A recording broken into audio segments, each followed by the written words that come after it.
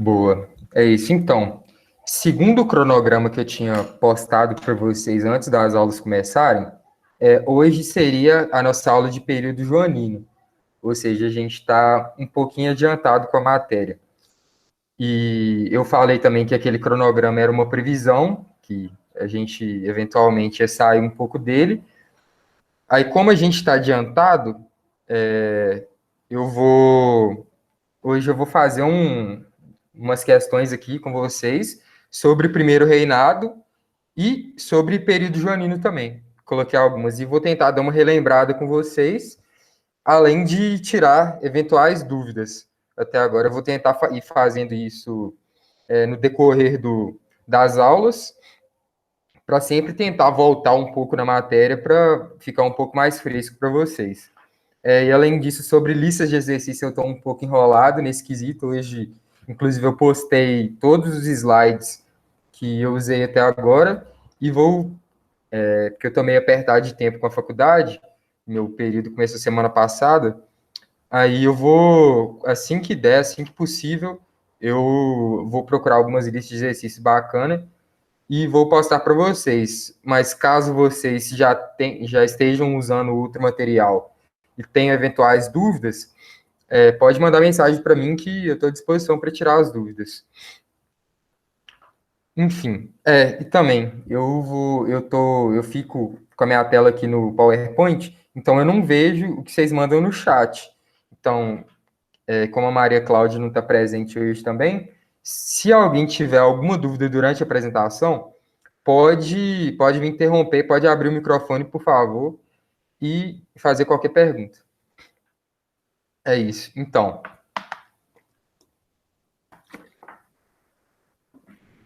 relembrando um pouco, a gente já trabalhou expansão marítima, foi ali do século XV, ali por volta dos anos 1430 para frente, são as grandes navegações, até o começo do século XVI, aí aqui a gente já entrou em história do Brasil.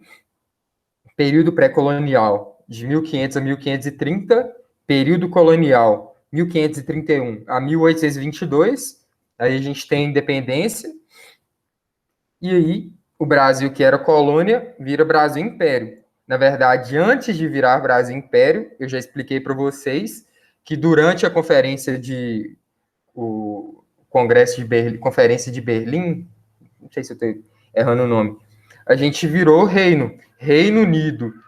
O Brasil virou Reino Unido de Portugal e Algarve, ou seja, depois de colônia, o Brasil foi Reino Unido e, por fim, Império, antes da República. E agora, relembrando um pouquinho da nossa última aula, que foi primeiro reinado. Ali a gente tem o contexto de efetivação da independência, que a gente teve algumas guerras ali, algumas partes do Brasil não aceitaram de primeira assim, a independência. Então, o Dom Pedro I teve que lutar, teve que fazer alguns esforços para consolidar a nossa independência, além de buscar o reconhecimento internacional, com o pagamento de uma indenização de 2 milhões de libras a Portugal e a renovação dos tratados de 1810 com a Inglaterra. Além disso, no primeiro reinado, a gente teve alguns conflitos como Confederação do Equador, Guerra da Confederação do Equador lá em Pernambuco, que eu sempre friso com vocês que, na minha opinião, é o estado mais revolucionário do Brasil. Haja vista as inúmeras revoltas que a gente teve até hoje. A gente teve a Guerra da Cisplatina, que eu contei para vocês que hoje é a região do Uruguai, mas ali era um lugar que pertencia ao Brasil. Aí eles declararam independência e o Dom Pedro lutou ali, só que acabou perdendo. Tivemos a crise de sucessão portuguesa, lá em Portugal, com aquela briga da família real portuguesa pelo trono, que o Dom... Tipo assim, que a gente teve ali que o irmão do o Dom Pedro renunciou ao trono português em favor de sua filha, Dona Maria da Glória, mas o tio dela, irmão de Dom Pedro, deu um golpe e tomou o poder, e depois da abdicação do Dom Pedro aqui no Brasil, ele voltou para Portugal para lutar contra o irmão dele e restabelecer o poder. Além disso, não, como consequência disso, principalmente, a gente teve crise econômica, altos gastos militares, altos gastos com luxo da corte portuguesa. Então, isso tudo foi causando uma impopularidade do Dom Pedro I. Além disso, ele tentou fazer manobras políticas, que eu já falei para vocês, que ele tentou criar, primeiro, um ministério só de brasileiros, depois ele dissolveu esse ministério, já criou um ministério só de portugueses, mas acabou que não deu certo. Acabou abdicando em favor do seu filho, Pedro de Alcântara, que viria a ser o futuro Dom Pedro II, que era menor de idade, na época, se eu não me engano, ele tinha 15 anos, não poderia assumir o trono, e nesse período antes dele completar a maioridade, o que a gente teve? Que a gente vai trabalhar, que vai ser o nosso próximo assunto. Alguém sabe? Alguém fala no chat para mim aqui. O que a gente teve antes do Dom Pedro II completar a maioridade? Isso, parabéns, muito bom. Período regencial. A gente teve uma regência ali, aí quando ele completou a maioridade, ele assumiu e foi o monarca em maior tempo, o monarca que ficou mais tempo no governo. Ele assumiu jovenzinho, e a gente vê que quando a gente teve a proclamação da República em 1889, Dom Pedro II já era um senhor com barba, grande barba grisalha. E a barba também, dizem que historicamente é um instrumento de você demonstrar maturidade. Então, ali, para ele passar a impressão de ser um monarca maduro, inteligente, preparado, ele foi deixando a barba crescer. Vocês têm alguma dúvida até agora, antes da gente começar a fazer as questões? Quem tiver, pode perguntar qualquer coisa aí no chat.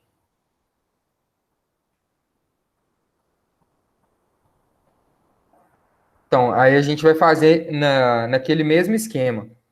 Eu vou passando a gente vai fazendo as questões e eu espero que vocês mandem a resposta no chat para mim, por favor. O que vocês acham?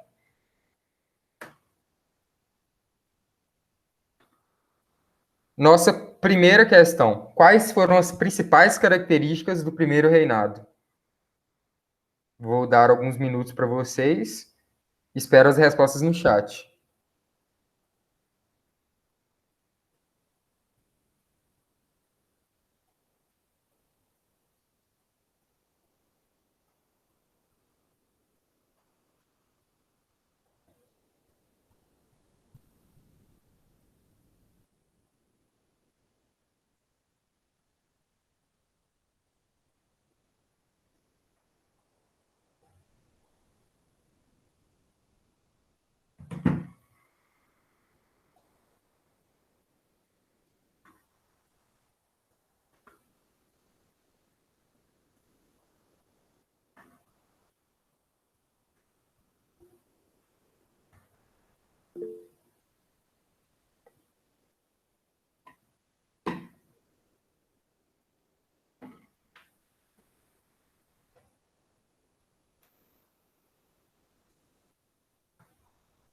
Boa, isso aí, galera. A resposta certa é a letra B mesmo.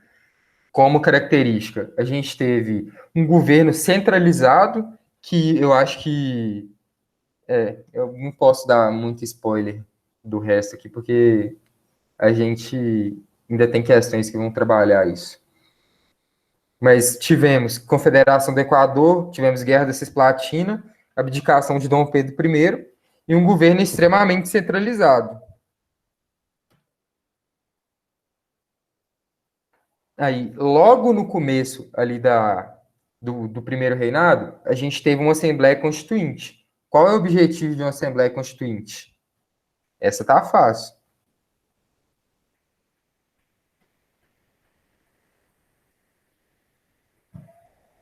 Foi uma Assembleia Constituinte constituída principalmente pela elite agrária, que tinha como objetivo.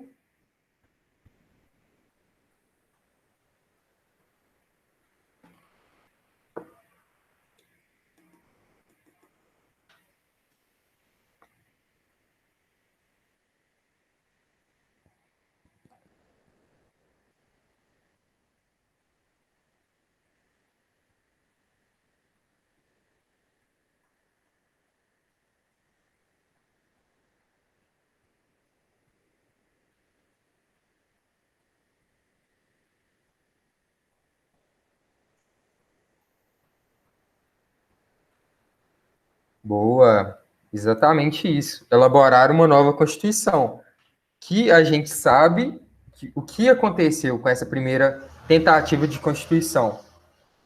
Dom Pedro simplesmente dissolveu a Constituinte, porque era uma proposta de Constituição que limitava os poderes dele.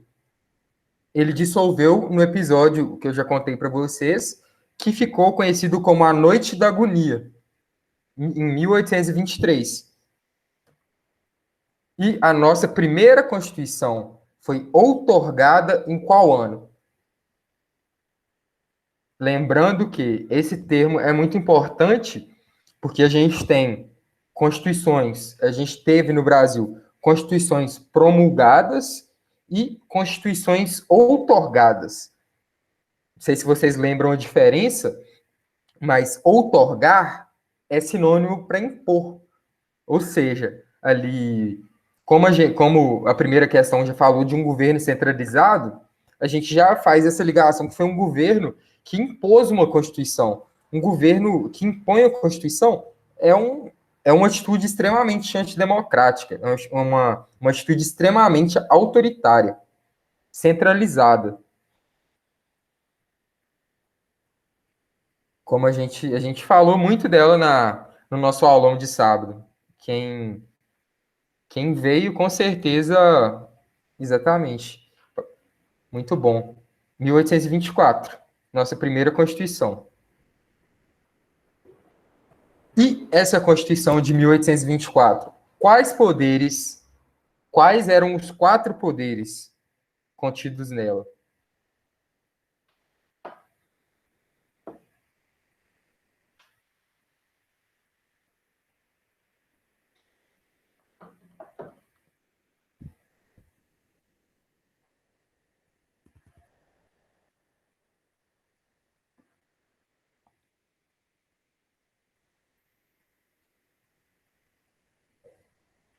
Boa, vocês estão muito bons hoje, estou gostando muito de ver, estão me deixando feliz.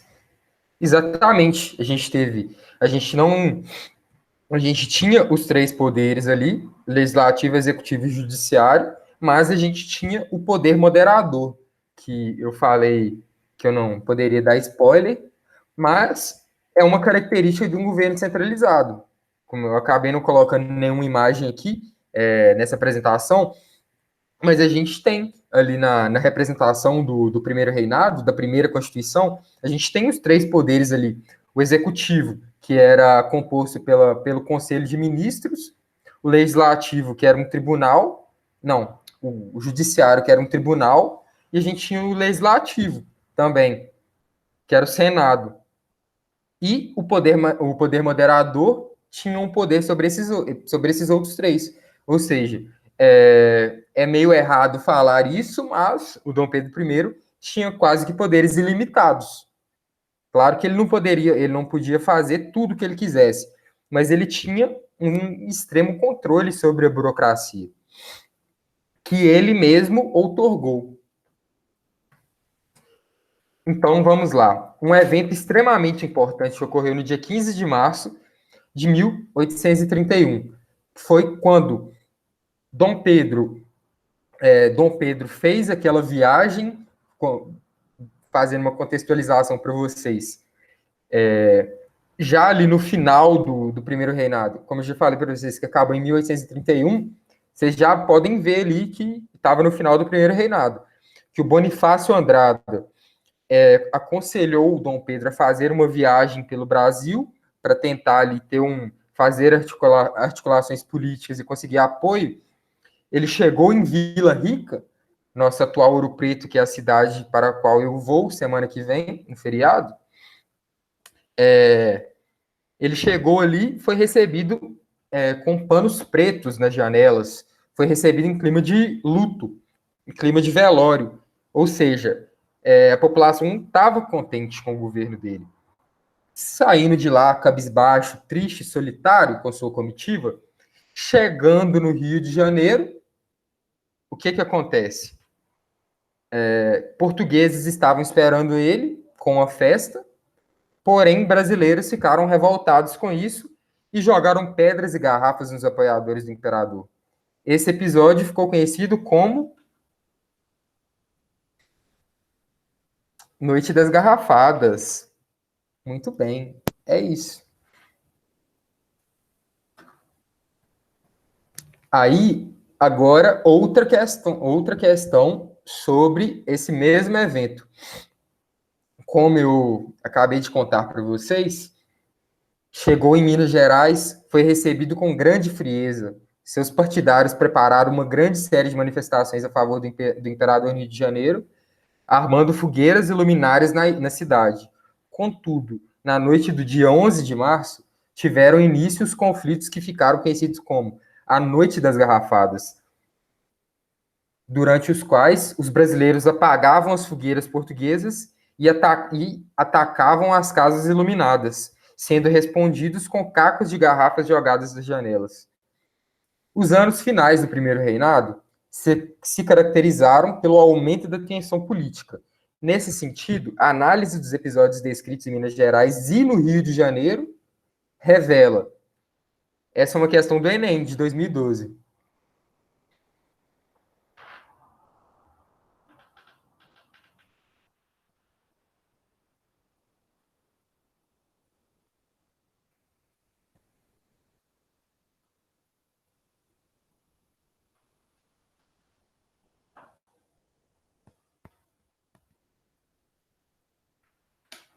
Essa também tá fácil, essa é uma questão fácil. Muito bem. Letra E.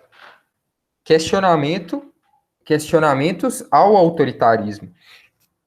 Então, agora eu acho que vocês já estão acho que fazendo essas questões dá para a gente dar uma retomada em alguns conceitos, em alguns pontos da história, que vocês têm que fixar as características principais ali de cada período. Aí vocês já estão vendo que o primeiro reinado, que é um período que o Enem adora cobrar, assim como o período joanino, que a gente vai fazer algumas questões aqui, algumas próximas questões, acho que a principal característica do primeiro reinado, vocês têm que ligar ao autoritarismo, à centralização do poder e conflitos, impopularidade do monarca, que era o nosso querido Dom Pedro I. Vamos para a próxima. Então, no aulão, a gente falou sobre o voto censitário e sobre a nossa Constituição de 1824. A Constituição, ela estabeleceu que o voto também é sinônimo para sufrágio, guardem isso, muitas vezes vocês vão ouvir sufrágio universal. Sufrágio universal significa voto para todos. Essa afirmação, voto censitário ou sufrágio censitário, significa que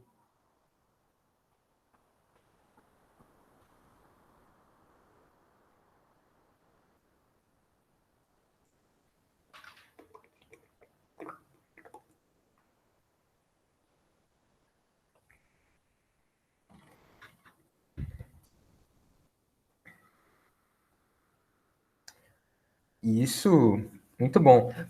Para ser eleitor, era necessário possuir uma determinada renda anual. Ou seja, sempre que a gente fala de voto censitário, a gente ainda vai ter isso quando a gente for trabalhar em Primeira República, a gente vai ter proibições, a gente vai ter limitações para esse direito, que é o direito do voto. E essa limitação vai ser a renda. E além disso, A gente falou que não era só o critério censitário, a gente tinha que analfabetos não podiam votar, mulheres não podiam votar. As mulheres foram. O voto feminino só foi aprovado, a lei que aprovou o voto feminino, foi em Vargas, em 1932. Depois foi, entrou ali na Constituição de 1934, foi 34 no Vargas, mas as mulheres só foram votar, se eu não me engano, em 45, alguma coisa assim, né? Porque a gente teve a instauração do Estado Novo, que ninguém votou. Então, nas primeiras eleições livres, após o Estado Novo, que foram as primeiras eleições que as mulheres puderam votar. Agora, sobre um ponto específico, Confederação do Equador. Leiam esse trecho do Manifesto Revolucionário. Vou dar um tempinho maior para vocês lerem. Um tempinho maior, assim, uns 2 minutos. Brincadeira.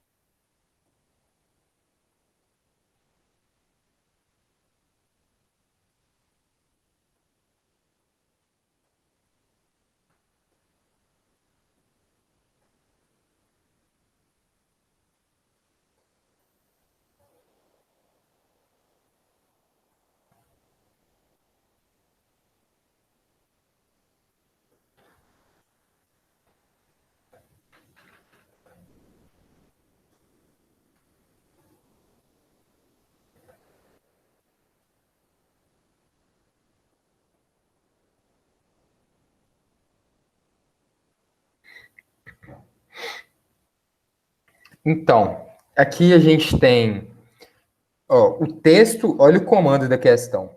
O texto dos confederados de 1824, vocês já pensam, o que estava rolando ali no Brasil em 1824? O que estava rolando? A gente teve a Constituição, nossa primeira Constituição.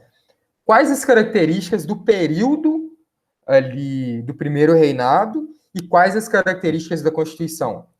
Foi uma Constituição imposta, outorgada, que centralizava o poder nas mãos do imperador.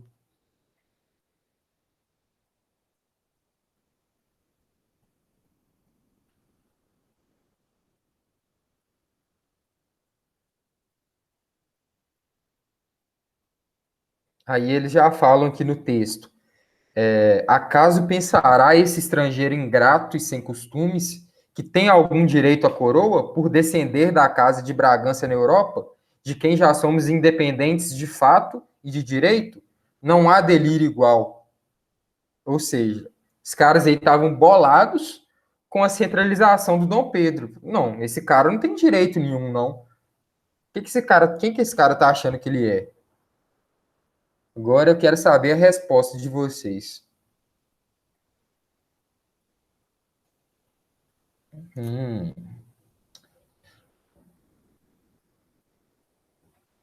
exatamente essa. Letra C. Atitude absolutista de Dom Pedro I ao dissolver a Constituinte de 1823 e outorgar uma Constituição que conferia amplos poderes ao imperador. É exatamente o que a gente falou da Constituição. E exatamente o que a gente falou da motivação para a Confederação do Equador. Revoltados com a centralização e com o autoritarismo de Dom Pedro I. Letra A. A gente não teve extinção do poder legislativo. B. A gente não teve. Não só os portugueses eram permitidos de candidatar, porque eu já falei para vocês que a gente tinha ali o Partido Português e o Partido Brasileiro. Letra D.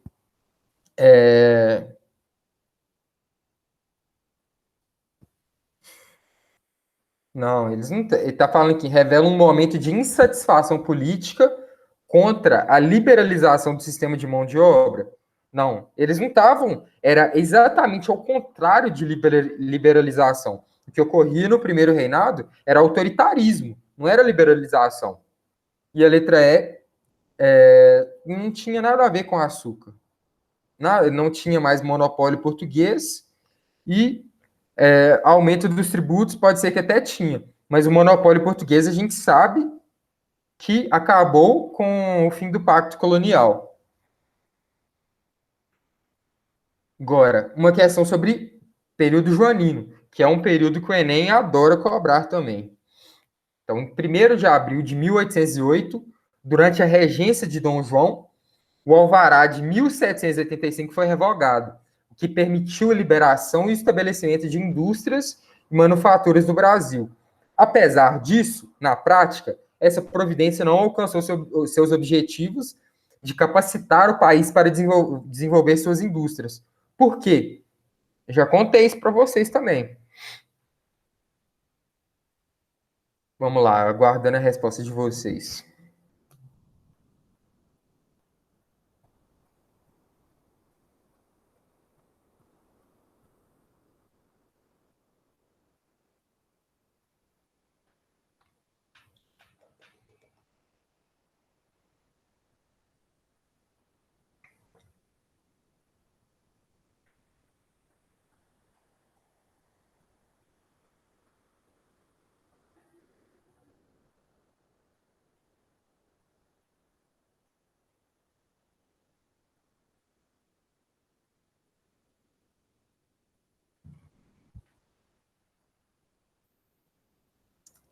Muito bem, gente.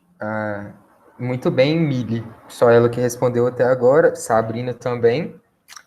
É exatamente isso. Resposta correta, letra C. Por quê?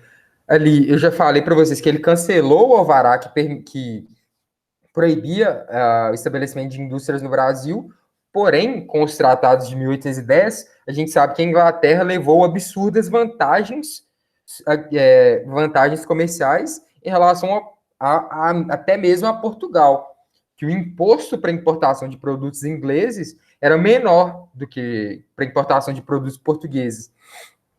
E isso significa, na prática, uma falta de proteção alfandegária diante da concorrência das mercadorias britânicas, além do mercado consumidor interno não ser muito amplo, e isso inundou o Brasil de produtos ingleses. Aí agora, outra questão sobre o período joanino. A transferência da corte trouxe para a América Portuguesa a família real e o governo da metrópole. Beleza, vieram para o Brasil. Trouxe também, e sobretudo, boa parte do aparato administrativo português. Personalidades diversas e funcionários régios continuaram embarcando para o Brasil atrás da corte, dos seus empregados e dos seus parentes após o ano de 1808. Ou seja, os fatos apresentados se relacionam ao processo de independência da América Portuguesa. Ou seja, está falando que a vinda de portugueses para o Brasil se relacionou com a independência do Brasil em relação a Portugal. Por quê? Por que, que a vinda de pessoas importantes de Portugal para cá se relaciona com o processo de independência? Ó, personalidades diversas, funcionários régios.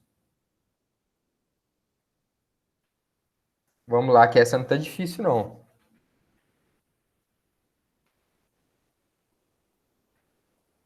Na verdade, essa dá para confundir um pouco, mas é ok.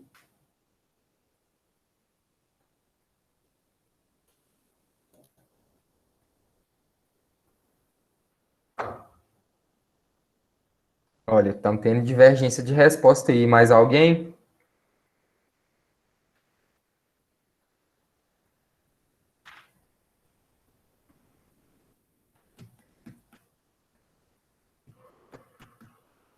Hum.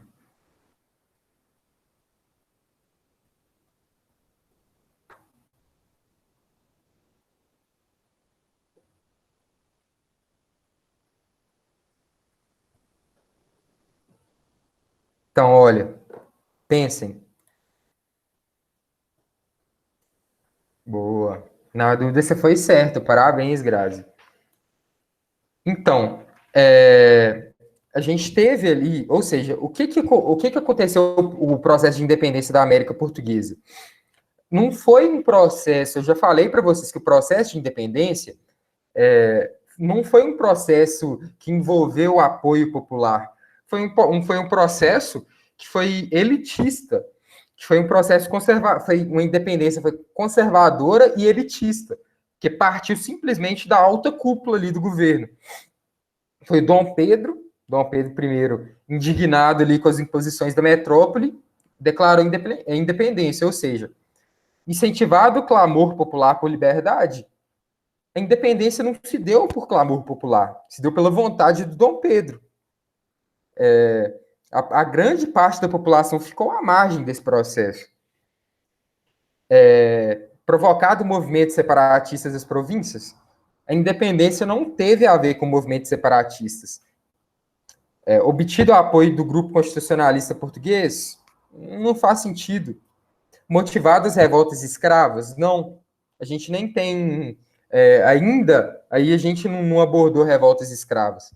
A gente, como o grande aparato português, a grande burocracia, personalidades diversas e funcionários da corte vieram para o Brasil, ou seja, a corte que estava em Portugal, o governo que estava em Portugal, os funcionários do governo estavam no Brasil, ou seja, enfraqueceu ali uma dominação de Portugal, simplesmente foi a galera vindo para cá, e isso enfraqueceu a dominação. Ficou claro para vocês? Alguém tem alguma dúvida?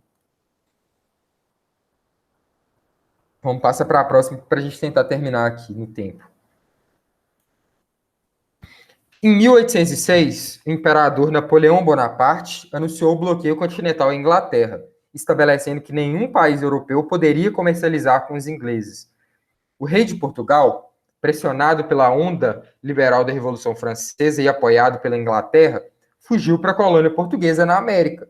Qual era a colônia portuguesa na América? O Brasil. Com relação à presença da família real portuguesa no Brasil, é correto afirmar que... Vamos lá, essa é na velocidade.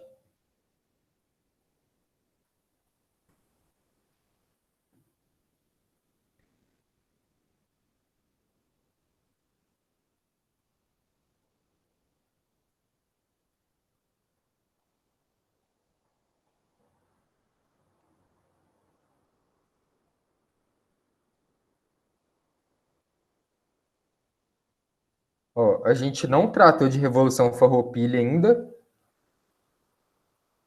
A gente já falou que Salvador era a capital e depois a capital foi transferida para o Rio de Janeiro em 1763, ou seja, não tem nada a ver com Salvador. A presença da corte portuguesa, exercendo um governo absolutista e conservador, contribuiu para retardar a independência do Brasil, pois as melhorias administrativas e econômicas deixaram a elite liberal brasileira satisfeita. Vocês acham que é essa?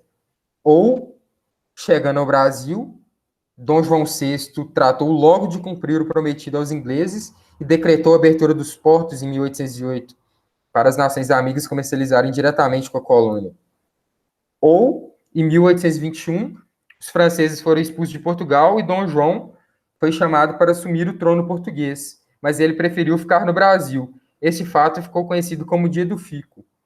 Essa aí, se vocês pensarem que essa, vocês vão deixar chateado, porque eu já falei para vocês que o Dia do Fico foi no primeiro reinado. Foi o Dom Pedro I. Se é para o bem de todos e felicidade geral da nação, estou pronto. Diga ao povo que fico. Vocês acham que é C ou D? Já estou dando uma ajuda.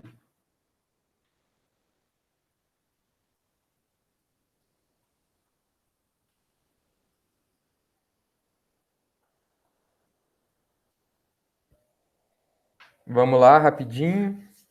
O que vocês acham? Boa, Duda. É isso. Resposta certa é a letra D.